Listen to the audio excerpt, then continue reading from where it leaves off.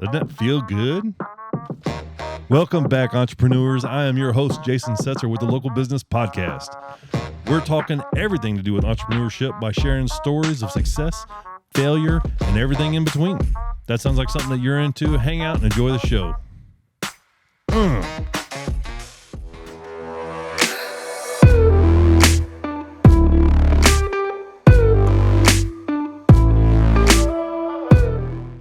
Welcome back to Local Business. In studio with us today, Alison. Alison, you want to give everybody the elevator pitch, who you are, what you do, and who you do it to? Interesting way to put it. Well, my name is Alison. I own Indigo Film Productions. We are a local cinematography, videography company. Just kind of give you a breakdown on the differences between the two. Some people don't know. Cinematographers typically do films that are produced, and like you would see like movies or produced commercials and stuff like that. Videographers typically do and catch live events. So weddings, live events, car shows, stuff like that. What kind of gear do you have? I'm like... So that we filmed it on a Red. Really? Yeah. Nice. And we have a Blackmagic that we use on a regular basis. Okay. Yeah. So it films in 4K. It's a cinematic camera. So why do you stay away from weddings? Deep breath. Bad experience? No bad experience. It's just that, going through my own wedding, I know exactly how we were. So, I would, it's a very important moment in someone's life. And I don't want to be the person that misses a shot, because when you're doing live events, people don't realize when you're doing live events, you can't just say, hey, I'm sorry, I missed that reaction. Can you go do it again? Like, right. It doesn't work like that. You got to be everywhere all the time. Yes. And I don't want to be that person that misses that important moment. Do you think that the technology that's out today gives the appearance that what you do is less complicated than it is? Complicated is probably not the right word, but involved. It's, like you said, time, The value in it itself, I think, is a little depreciated from it. But if you really want something highly professional and you're willing to go above and beyond, and you're really ready to dominate your industry that you're in, you're not going to sit there with an iPhone or, some sort of studio camera and not know what you're doing and film yourself and then put it out there, because people are going to know. People are going to see it. I mean, I'm not going to lie. There's some Instagram reels and Facebook start doing reels now too that look pretty cool. And you're watching them and you're like, oh, okay, that's pretty cool. But, I mean, all it is just a template that they stuck everything in, and then it took them 5-10 minutes to put everything out there, which is great. Tell me how you got started. How did you choose your name? How did you get started into the business? Give me a little history. Yeah, so I've been filming for a few years now, but more fun, kind of filming nieces, nephews' birthdays, having a fun time with it.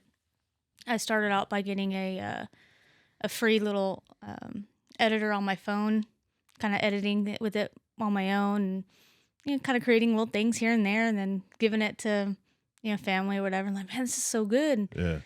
So back in October, we decided to go ahead and create a business out of it, Indigo Film Productions. And Indigo, the Texas Indigo snake, is what we named it after. That's a big snake. Yes. So originally we're from like the Converse Kirby area, and we're in the B&I group in the Shirt-Cibolo area, so we're part of that B&I group.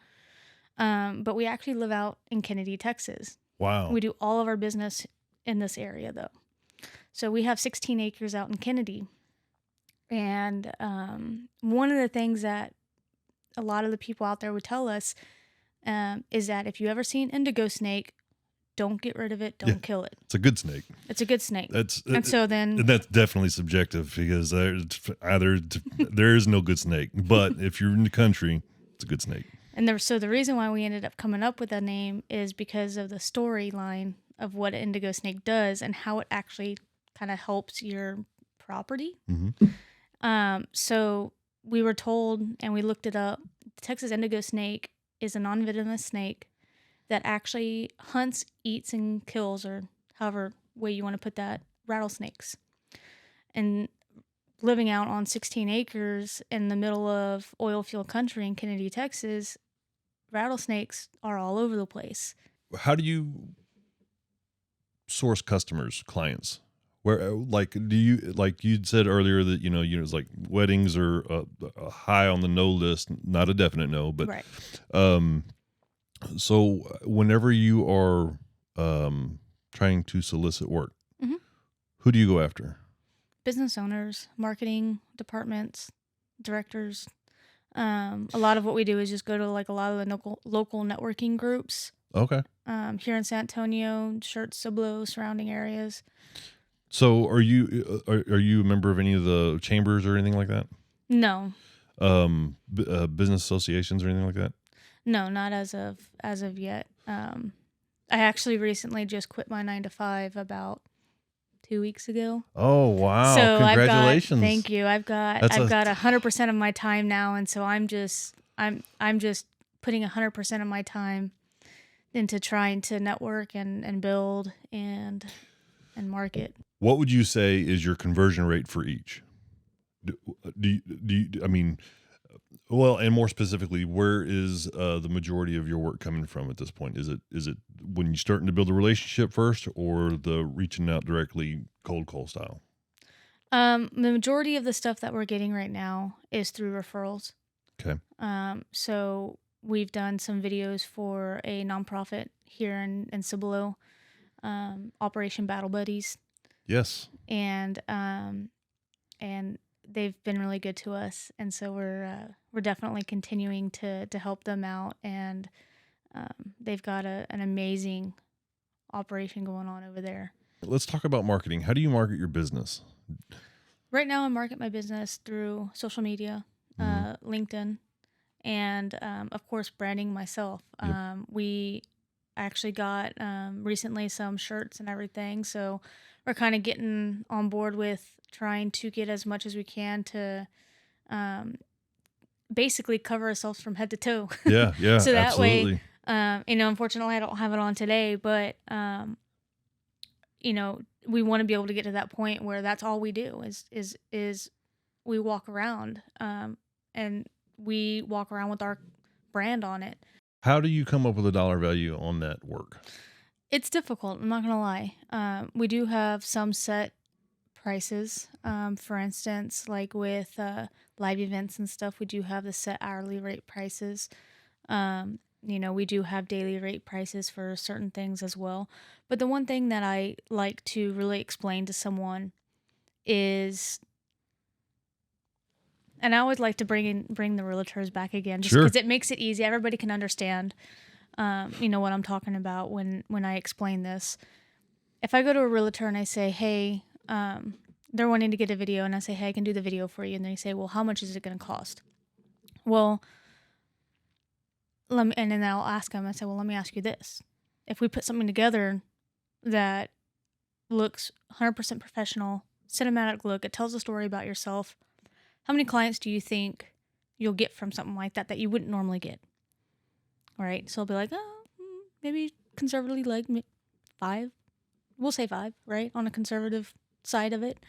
So, okay, well, what's the average house cost? What's the average house selling for these days? $350,000 is what they're averaging right now.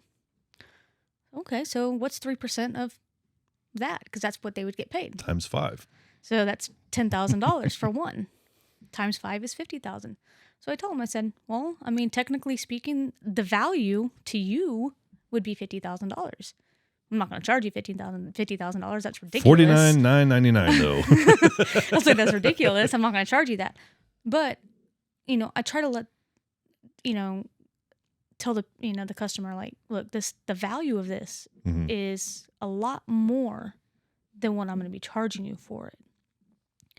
I'm not going to charge you $50,000, but, maybe I charge you 10% of that. whatever the case may be, right? What is the number one thing you wish you would have known before you got into this industry? The number one thing I wish I would have known, how expensive it was going to be. Yeah. Yeah. What's the biggest mistake you've made so far? Not getting out there more. Yeah. Yeah. I guess not quitting my job earlier. Oh, not starting sooner. Exactly. Yeah. I was working 50 plus hours a week with Centos, and Centos is a great company, but when you're trying to build a company, working 50 plus hours a week, and then trying to build your company outside of that, that's tough. It was very tough, and I feel like if I would have, made the leap sooner, I would have been in a lot different position right now. What's the best advice you ever received?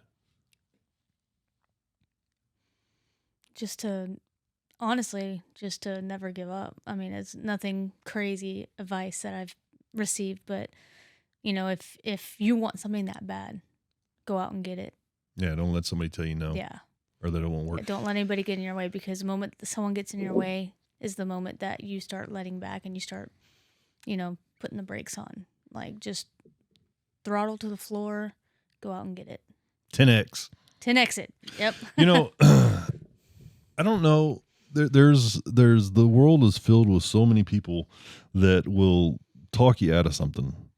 My brother frequently tells me, man, I'll come up with ideas or events or things like this. And I'm like, I want to do this or that or whatever. And I always run it by him, and he always apologizes. He's like, man, dude, I just always feel like I'm, bursting your bubble or, trying to talk.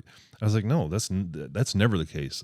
Every time I come float an idea your way, I'm looking for, gotchas that I didn't think about. Yeah. You know what I mean? But a lot of people use that as some reason not to start, right. And then too, right. There's a lot of people that have never taken their chance. And so they don't want you to succeed, you taking your chance. And then so they're going to be like, oh no, you shouldn't do this. You're going to have those haters. You're going to have the haters. And it's one of those things. Again, it's like what Grant Cardone says. What he says, that whenever you have haters is the best kinds to have, because they're thinking about you. Yeah. Right. Mm-hmm. Like even if they're talking smack or whatever, or, they're complaining about whatever the case is, they're thinking about you. And they're talking to other people about you, what's going to happen? Then those people are going to go look you up. Yeah. You know what I mean? And I'm not saying it's a good thing to have people that complain on you or whatever, but you're going to have those people out there regardless of what industry you're in, what business you run.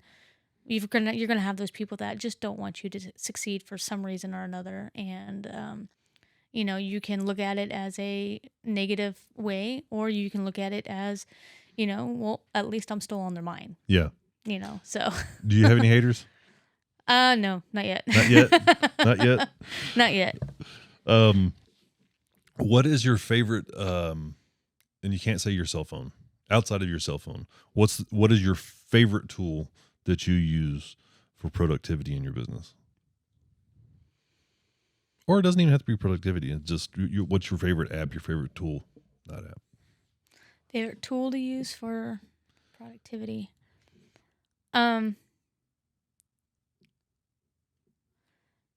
Myself. Yeah. Yeah.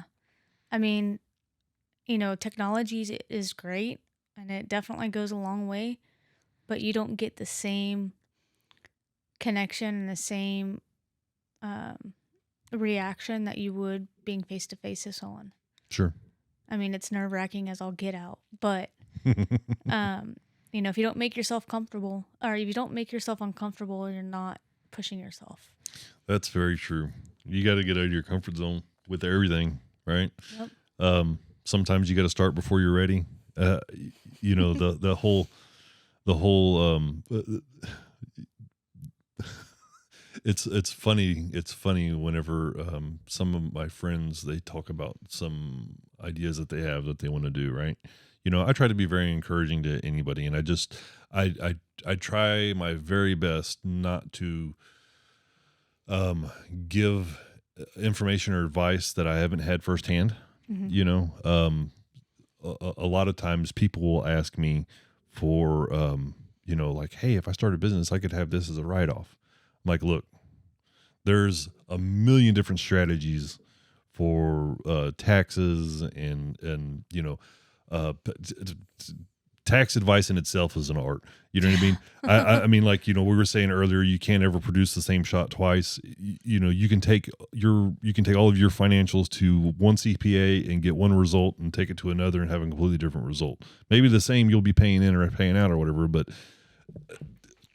It's never going to be the same. I get frequently I'll get questions that are like business questions that are like way out of my realm. I'm like, dude, you need to talk to a lawyer. Yeah. I have no idea. I'm afraid to even give you my opinion.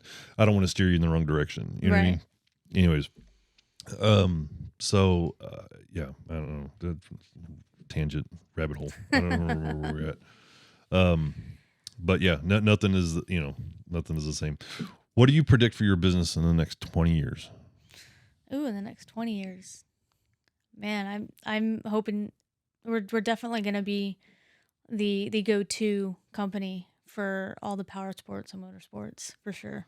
Nice. I mean, I'm just starting right now, but I am doing my best to, get our name out there. I mean, we've technically been in business since October, so 6-7 months, and I'm already sending stuff out to Harley and Vance and Hines and Triumph Motorcycles, Polaris. So, it may not happen right now. Sure. But they're going to know who we are. Nice. Very nice. I had a question that I skipped over that I forgot to ask. I ask everybody the same question the same way. Okay. Do you feel like you have competition? Always. Explain. I always feel like competition as far as like just competing against someone else. When we go back to what we were talking about earlier with the phones and everything, I feel like that's probably my biggest competition, to be very honest with you. Because making videos can be as easy as taking your phone out. Sure. Right? And depending on who the person is, they are going to feel like that's all they need. There are other actual businesses out there that do a fantastic job of creating videos also. And, they offer, different packages. But I feel like competition can be a good thing, especially starting out. Now, do I want to continue to stay in competition further down the road? Absolutely not. I want to dominate. Okay. I want to be that person that everybody goes to. I want to be that production company that, you have to have to get your business on the map, or to just, promote a new product or just a different way of marketing or promoting. So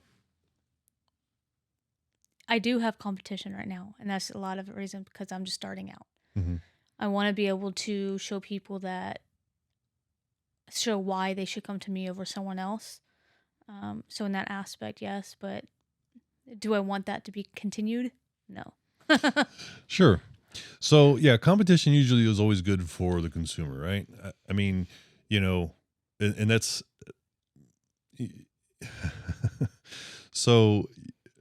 As a Harley rider, I'm very, very ecstatic about this Harley Indian thing going on right now. You know what I mean?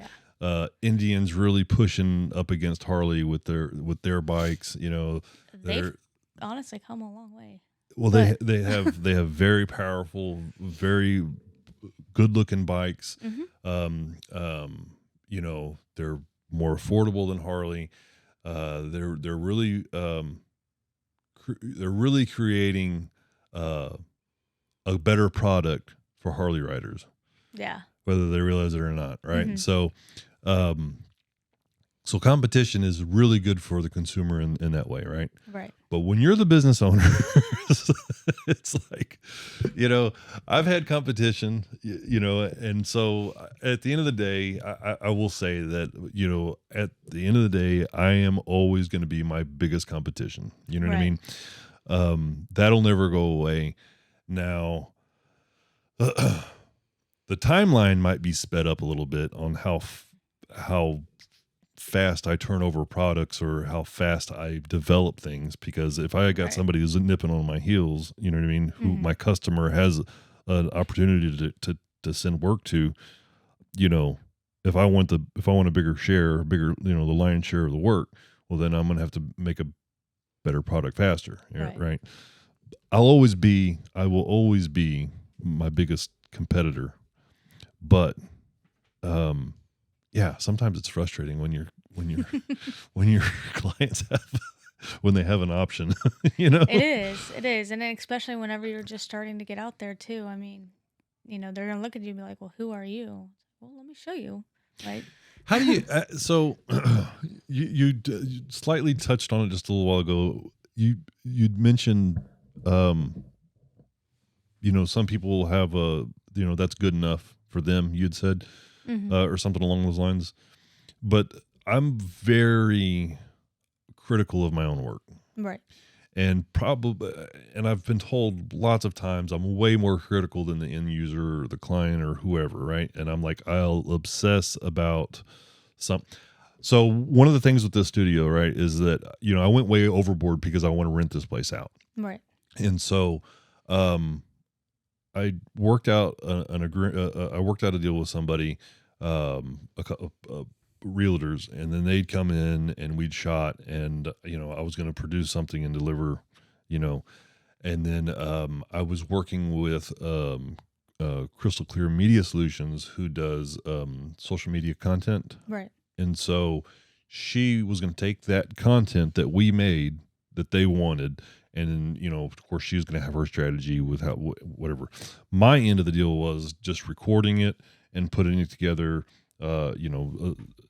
so production, right? So, but what had happened was after it was all said and done, I was like, oh man, that was all way overexposed.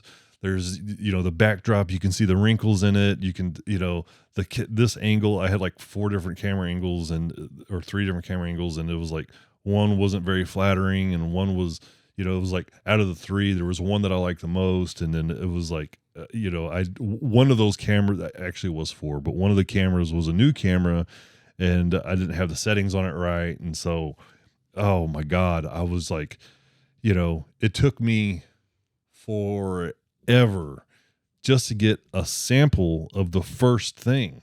And I Yeah. hated it. And I was like, I'm so sorry. Failure. You know what I mean? I was like, I'm so sorry. Look, this is where I'm at. And I sent it to him. And the only critique was, I mean, the music's a little loud. When can we have the rest? Yeah. And I'm like, what do you mean? Are you Like- seeing the same thing I'm seeing? Well, see, that's another thing too. I mean, to the trained eye, we see stuff like that, Mm-hmm. right? But people who aren't used to it and who don't edit stuff the way we do, whether it's the audio edit, the color edit, the exposure, the color grading, if something's off, the temperature of the room, and all this other stuff. I mean, there's a lot that goes into trying to figure everything out. Um, the picture and everything. If you don't know what to look for and you're just looking at it as someone that is unaware of what goes into it, then all you see is just something that I can do on my phone. Sure. Because I mean that's what they know, right? Mm-hmm. But I know exactly what you're saying though, because I do the same thing too. Where I'm like, oh, I don't like this. Oh well, you've got to like the action shots that we do. Sometimes we have to use like a warp stabilizer on it because like the camera's just going all crazy, right? Well, depending on how bad that camera's bobbing up and down or moving, when you use a warp stabilizer, you start seeing kind of like a little bit of like a wrinkle effect, and it crops in too, right? Sometimes, yeah. And then you'll play it through and be like, oh, that I can see it, right? But you're like, well, there's nothing else I can do about it, right? And then you show it to whoever you're making it for, and and they're like, this is amazing. This is amazing. And you're like, Are you sure like, you're looking at the same thing I'm sorry. looking at? Like, here it is. And you're right. I mean, we are our biggest critics, but to the trained eye, I mean, we see all that stuff, and to someone that's not familiar with what we do and how we edit and what kind of work goes into producing a podcast or producing a commercial, it's not something they're gonna see. They're not gonna see those little things that we see in the background. I would venture to say you probably make things harder on yourself than they need to be too, right? Oh yeah, you have no idea. Yeah, it's and it's only because I know that I can be better. Right. You know what I mean?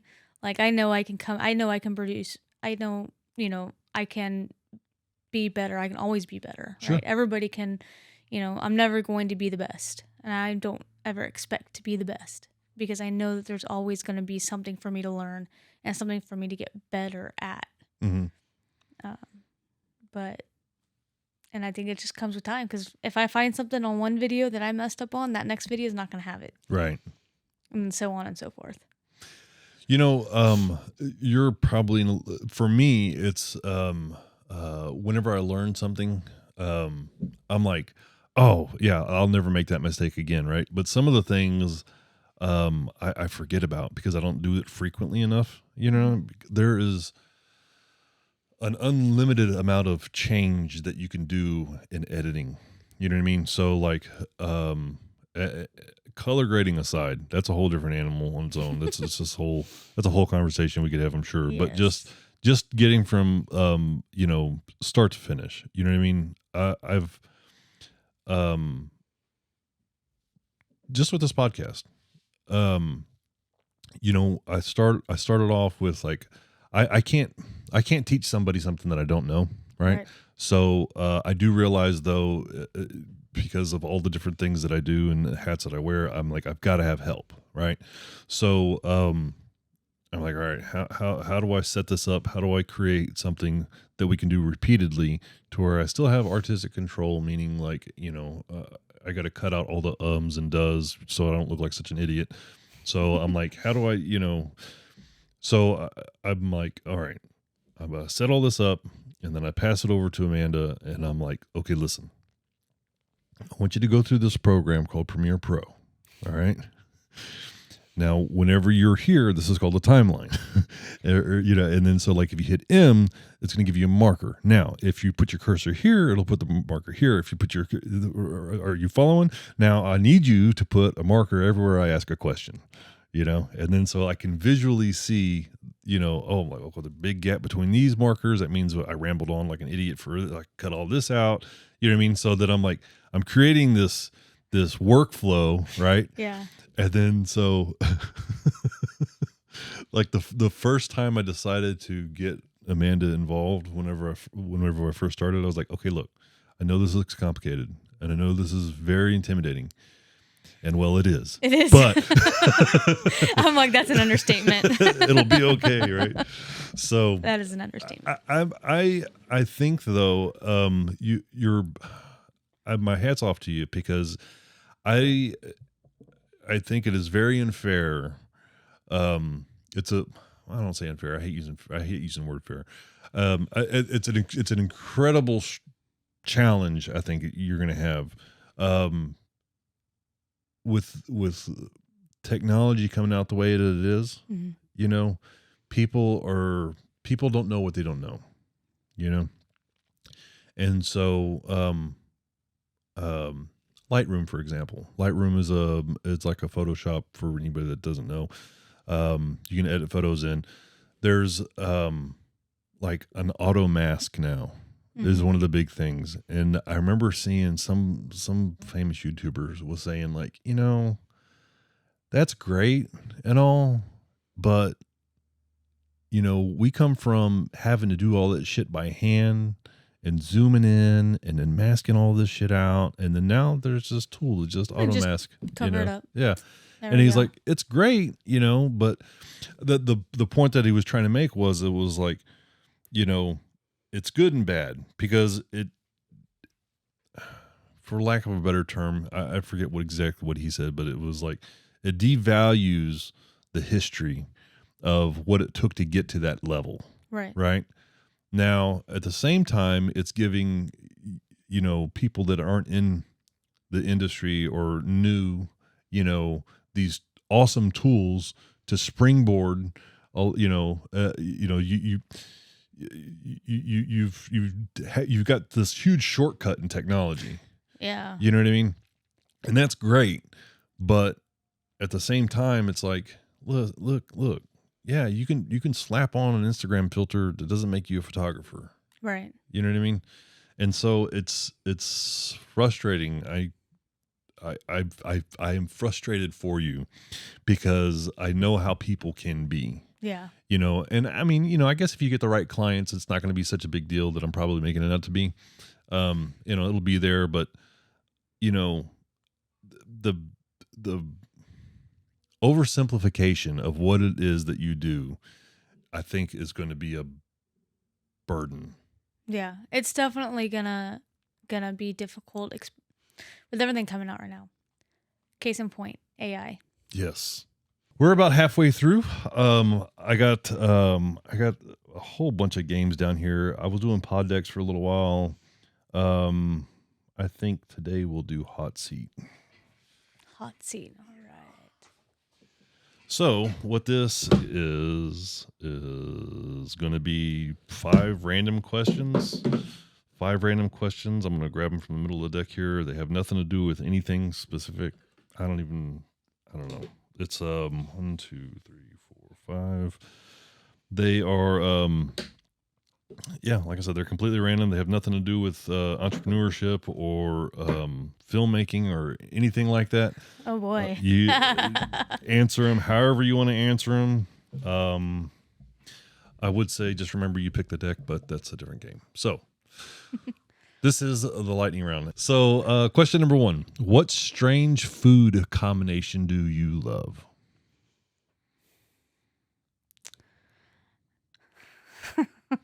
I like making macaroni with tuna. Oh, that's not strange. Is that strange?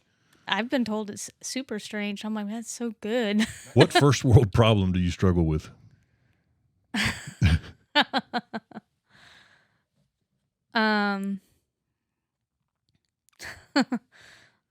Probably not eating as much. Oh, it's kind of embarrassing to admit, but I mean, yeah, first world problems. Eating too much. In your opinion, blank is really annoying.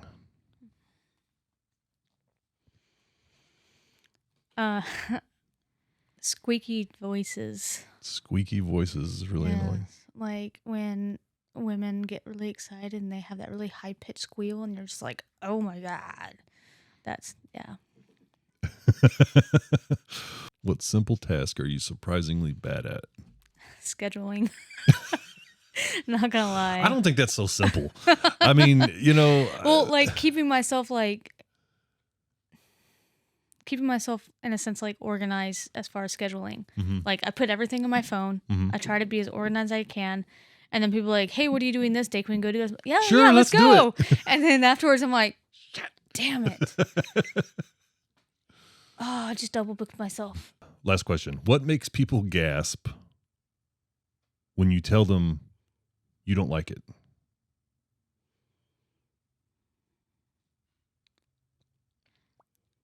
I don't know about that one. So something that you don't like that people are like, what? Anything? Oh, yeah. Star Wars. No gasp here. Never seen them. I have never seen them either. But I will have a full-out conversation about Lord of the Rings. Oh, yeah? Yeah. All right. That was a lightning round. As a person, as a human being, you should never stop growing.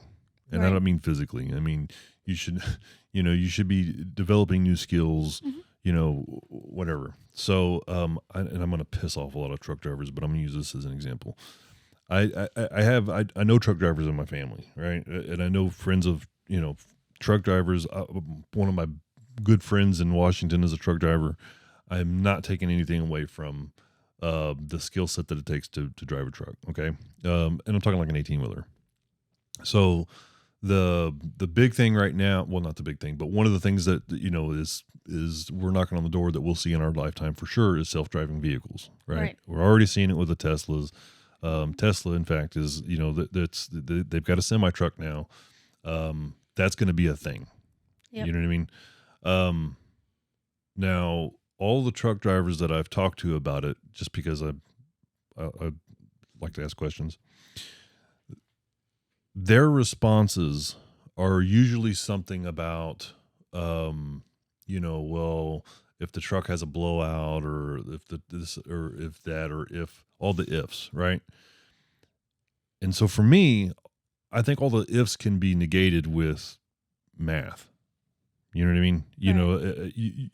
We can send people to the moon. We can figure out how a truck can react to certain environments and stuff like that. That's not going to be a thing. It'll probably be a bump in the road. It'll probably be, an issue at the beginning, right? But at the end of the day, this is going to happen. You know what I mean? Yeah.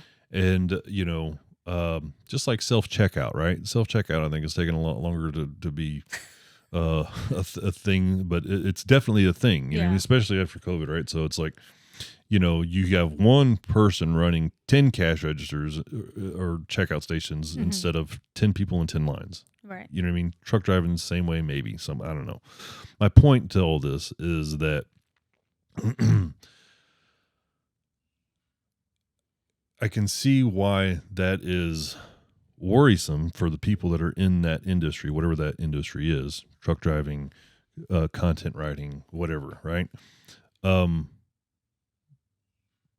But that doesn't mean that you can't use it to your advantage in some kind of way.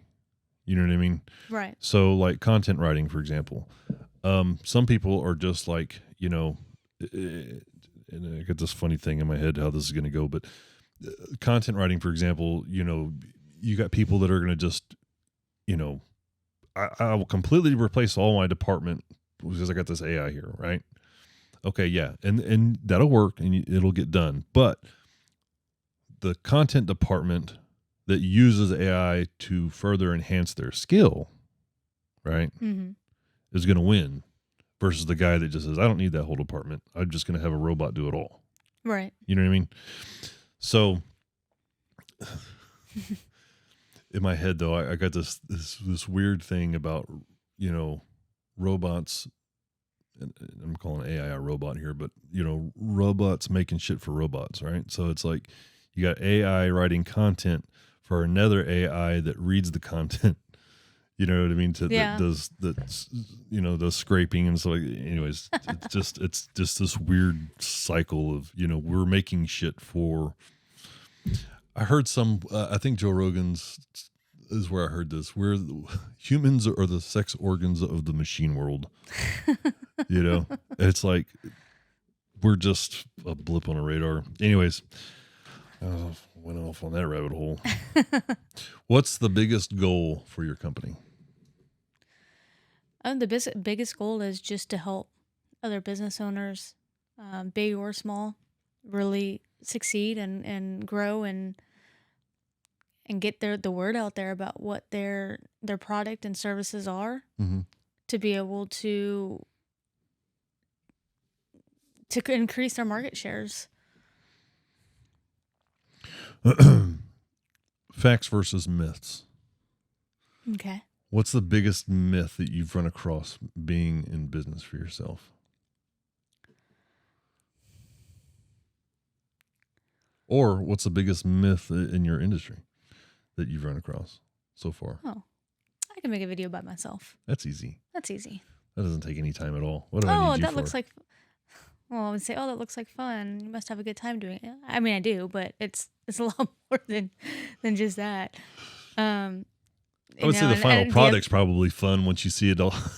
Yes. There's a lot of frustration. But sitting in front of a computer for hours on end in front of Premiere or After Effects or whatever, and just trying to get that done, and then you get out of the office and you're standing up and you're stretching and you're just like, I can't focus on anything because all I see are these little dots from the computer for the past few hours. And I mean, depending on how detailed the video is going to be. I mean, you do that days at a time for one video. Yeah.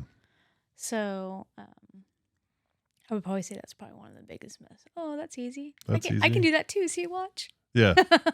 You know. Well, and then so like there's what is it? There's an app called, what is it? CapCut. It's a video editing app. It's cool. It's chock full of lots of transitions. You know what I mean? That's a big thing, right? So that's again, like the analogy I was saying a minute ago with a copywriter, right? So like, you know, if you can put that in your toolkit and use it, that's one thing. But if you think that you're going to just be able to, I don't know. I'm trying not to come across as a place of authority, like you can't do this or you can't just pick this or whatever. I mean, do whatever you want to do. Well, the thing is if you use, you know, technology like we were talking about to run your business, you're never going to be any different than the person next to you. Right. And the whole point of running your business and the whole point of getting a specific product out is it's your own business. That business has your mark on it. That mark is your personality and who you are and what you want this company to be. And you can't be any different than the next person, the person sitting next to you, if all you're going to do is just run everything off of an AI. Right. It's never going to be any different. You're never going to have that specialty or that specific look that you're going for. So, especially when you say that specific look, right? I mean, if you don't know that, and I'm just going to interject my very basic knowledge of this. If you don't know that the Kelvin is the unit of measurement that changes the temperature of the video, right? You know, if you don't know that, you're building your house on you're building a house of cards, right? It's just there's something to be said for the fundamentals, right? There's something definitely to be said for somebody who knows what it's going to take to get whatever look it is that you're looking for. Right. You know what I mean? Yeah. I mean, you take some random clips with your phone and run it through the AI machine and be like, oh, great. And, that's great. That works for you. That's fine. But I mean, it's already kind of saturated. Yeah. You know what I mean? Like, there's a million videos of this, that, whatever. You know what I mean? If you're not putting your mark on it or your personal flair to it, why is it any different? Yeah, I was messing with the app the other day and just checking it out. I can't remember the name of it, but basically it has all these little templates that give you like different types of reels to post, like on Instagram or whatever. And I was just having fun with it. We've got dogs, and I always film my dogs and everything. And I took a couple of videos that I did with my dogs on the phone, and I stuck it in there, and it was the same thing over and over again, like just same transition moves, whatever video I put in there was the same exact thing over and over again. And I was like, some of it looked really funny, some of it looked really cool, but the problem is it's the same thing over and over and over again. And I could use it, you could use it, 100,000 other people could use it too. So why is that specific? Like, what makes me different than something like that? Well, what makes me different is I put my personal touch to it and create something that only you will have and no one else. Something too, as we're talking, I feel like the availability of the technology that's there, right? It's going to, I mean, at the end of the day, you're going to be a master of your craft, right? It's going to kind of force you to go that extra step to learn that. Not that you wouldn't anyway, but it's like, here's the sandbox that everybody has access to, right? Over here where I'm at, because I can see what's in the sandbox, I've had to do this, or AI is not doing that, so I've further sharpened my skill over here, or whatever. You know what I mean? I think at the end of the day, with technology, it all moves everybody forward, You know what I mean? Absolutely. Rising tide raises all ships, so to speak. But man, it can be frustrating. Yeah. I mean, it could definitely give you good ideas. I mean, if you end up like with what everybody calls like a writer's block or something, Mm-hmm. it'll definitely help to kind of get that blood flowing again and really make your wheels turn to think of something else. But for someone that uses it 100% of the time on everything they do, you're not setting yourself apart. Yeah, no doubt. So, all right. Well, we're about time to wrap up. What parting words of wisdom would you give to any entrepreneur that's looking to start their own thing? Just go for it. I mean, seriously, if you have a passion for it and you want to do it, go for it. Because the worst thing that you can do is not do it and regret it. You can always get a job, right? Oh yeah. I mean, I think there's a certain amount of security that people are worried about when they leave their job, right? Mm-hmm. But it's a job, and I mean, if you don't take your shot, you know what I mean? I mean, that's on you. That's, you Right. you can never get that back. You can always get a job. Mm-hmm. Somebody's always hiring. Might not be the job you want. Might not be very glamorous or fun or whatever, but yeah, definitely take your shot, right? Yeah. And also too, with that being said, don't overanalyze. Don't overanalyze. If you know Analysis paralysis. Yes, if you know you've got something of value, don't sit there and research it and read up on it and do this and do that, because you are allowing someone else to come in and take that opportunity away from you. If you know you've got a good product and or a good service that's going to help someone, just take action. Do it now, figure it out later. There you go. Yeah. I mean, seriously. I think Ben Franklin said, "Get to work now." And I need to stop quoting people because I always screw it up. Somebody smart said, "Get to work now, figure out how to do it later." Yeah. That's sage advice. I don't know. Anything that I didn't ask you that you were prepared to talk about and that I just blew it? I mean, we pretty much went over just about everything. All the ins and outs. All the ins and outs. I can't think of anything that we may have skimmed over. So what's your next piece of gear that you're gonna get? Oh, we're gonna be upgrading our drone. Oh yeah? What kind of drone do you have? Right now we have a DJI, but we're gonna get the Mavic 3. Well, we're gonna get the Mavic 3. Right now we have I'm drawing a blank on what it's called. It only does 1080 film. No, yeah. It doesn't do like 4K, but we're gonna need to be jumping that up. Yeah, right. So I've got the first drone that I got was the Mini 2. Mm-hmm. And the reason I got it was the whole 249 grams thing, right? It's under, you don't need a license. License scared me. My big thing about licenses is if you need something, if you need a license for something, somebody can take that license away, right? That's my tinfoil hat thing. Right. So I'm like, oh, screw the man, right? So I got that drone, great little drone. And then I decided to get the Air 2S. Okay. The thing's, oh my God, it's just night and day different. Oh yeah. I mean, for me, because I'm an idiot, I don't know how to do it all. But I'm like, the picture quality on the Air 2S is like just wow. You know what I mean? Clear and crisp and so I wrecked the shit out of it, and I sent it to DJI 2 days ago actually. So hopefully they'll be fixing it. Yeah. But we're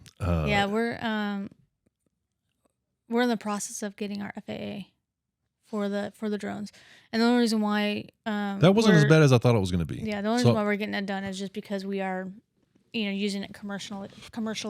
Yeah, if you make for money, business and stuff, and of course, not very many people are going to ask about that, but there will be customers, especially the bigger customers, that will require it, and we don't want to, be like, oh yeah, we can do this. Oh, we don't have the license. Sorry. So that was really, I'm a horrible test taker. So that was another reason I don't want to get the license. But so, it wasn't that wasn't as bad as I thought it was going to be. Yeah. I did it all online. It wasn't, I mean, they want you to have it. They want you to have the license. They don't, it's not set up. I mean, there was some shit in there that I learned that I was like, oh, wow, yeah. I mean, that makes sense. Yeah, It's right. like, Something you I should probably have known that, you know? I will say though, I was at the Lone Star Rally last year, and one of the things is you're not supposed to fly over crowded people. No, you have to have their permission to be able to do it. Yeah. So I didn't. And I was flying my this is the second year in a row that I've been to the Lone Star Rally. The first year I flew my my mini, the little one, my little fella. And this last year I stepped it up to the Air 2S, and I was flying that one. And I had it's the rally, I had a few drinks. And so I was flying my drone, and I was around some of my buddies out of Houston who are probably not the most encouraging of responsibility.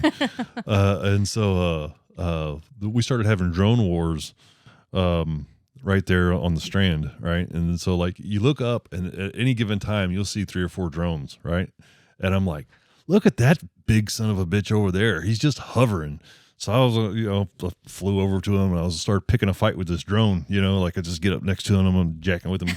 The thing was humongous, right? And I was just like, that thing is massive, big old drone, right? Yeah. Turns out that was a police drone. Oh shit!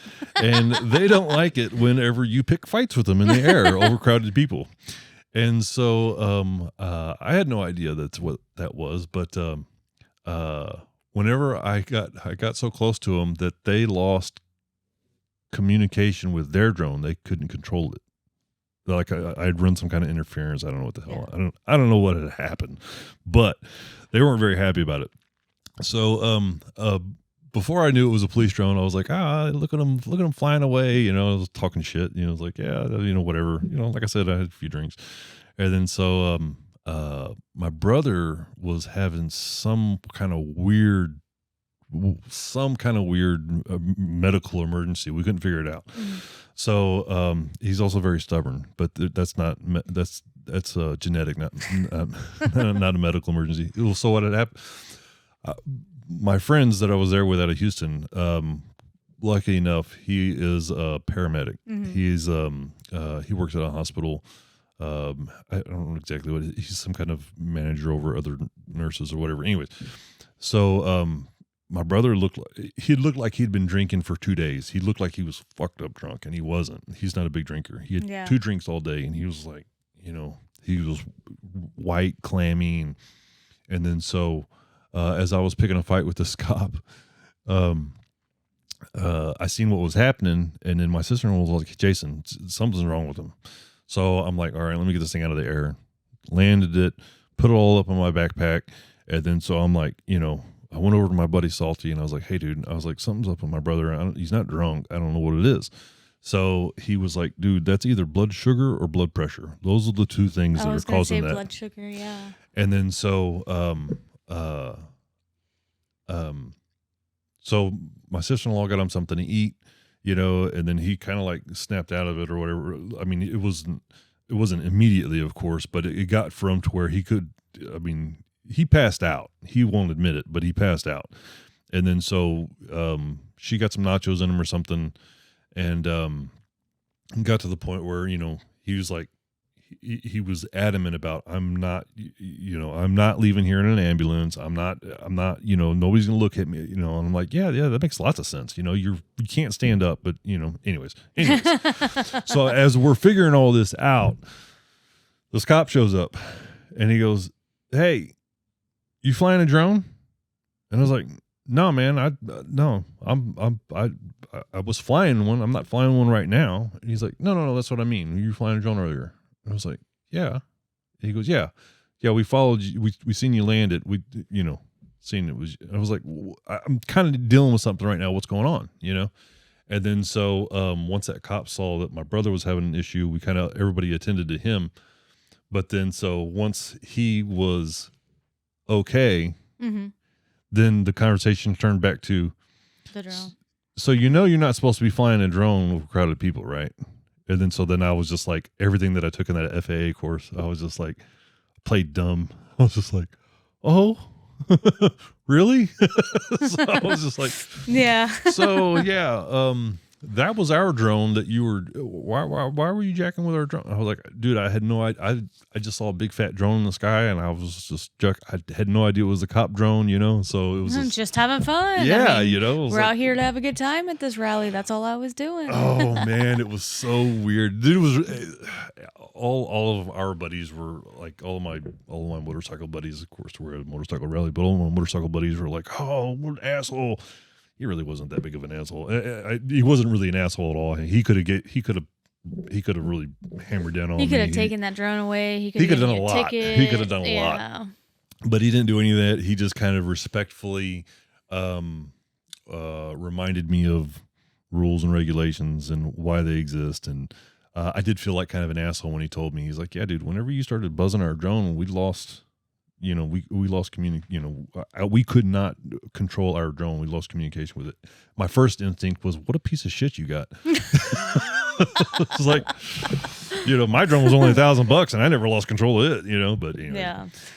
I guess depending on how far away they were from where they were actually controlling it. Well, and that's the other thing too, is like, they're in a van somewhere and they're like, it was, he was saying that the thing sits up in there.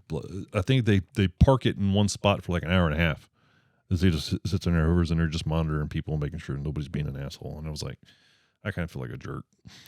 I mean, I'm not too big of a jerk because I'll do it again, but under different circumstances. Yeah, cops don't like it when you pick fights with their drone. Anyways. Yeah, I wouldn't think so. Lesson learned. Who would have What not to do? Yeah, what not to do when flying a drone over crowded people. Anyways, Alison, I really appreciate you coming down today and talking shop with me. It's educational. I really wish the best for you. Thank you. Good luck to your business. And, for anybody that's looking for, any videography, cinematography, live events. You want to tell people where they can find you, where you're at? Yeah. So, if y'all want to look for me, I'm on Facebook, Indigo Film Productions, or Instagram at indigo.film.pro, and website, yes. Our website is www.indigofilmpro.com. So I try to keep it easy across the board. So if you ever look us up on any of the platforms, it's going to be Indigo Film Productions or Indigo Film Pro. And you'll know it's us by seeing our logo with our snake, the Texas Indigo snake.